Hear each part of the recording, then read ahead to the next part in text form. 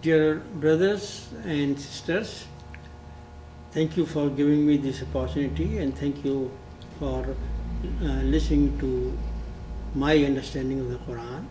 As I'm trying to understand this surah, the number of the surah is 96. It is 96th surah of the Quran, and it's called Al-Alaq, or the clot. So for the sake of understanding, I will divide this into 5 parts. The first 5 ayat, they introduce the work of Prophet Muhammad ﷺ. They introduce the Qur'anic movement.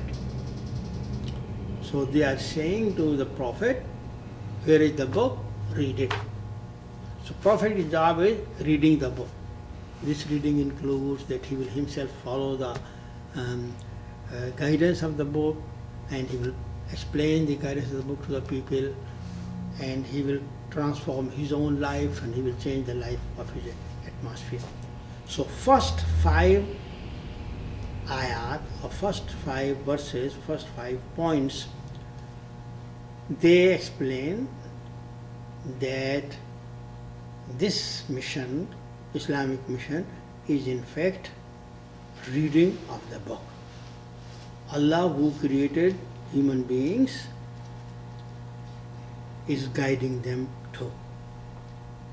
Allah has given human beings the ability to think, the ability to make moral judgment, and now He is giving them a written book. Allah is so honorable, Allah is so generous that He is giving them the book in the written form. And it explains that at the end that there are certain things which human beings would have never been able to understand. Why man was created, where do we go after death, what Allah subhanahu wa ta'ala expects from us. So certain things which human beings can never understand by themselves, Allah will explain through His book. So first 5 ayat do this function.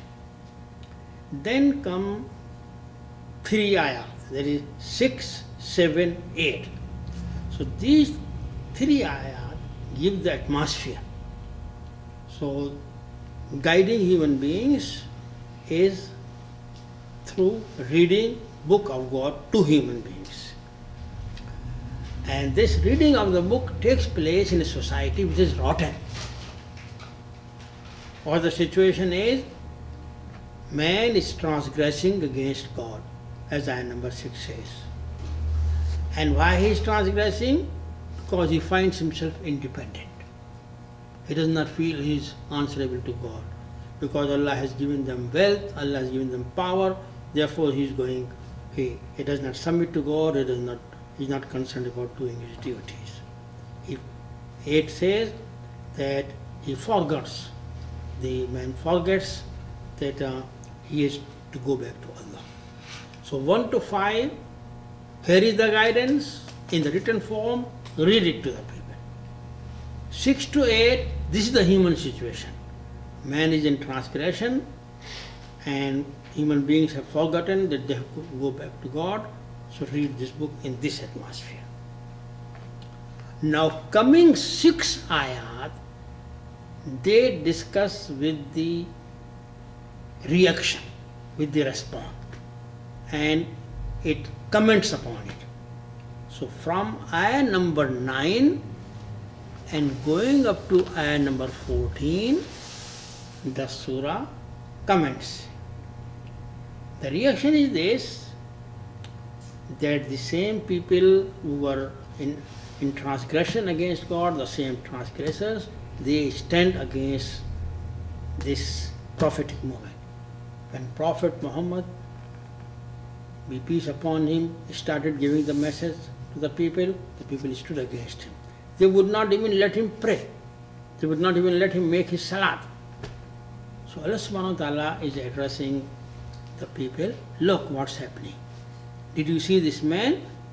He, a servant of God, is bowing down to God, prostrating to God, and this man would not let him do it. So when the reading of the book was made to you, did you try to understand it?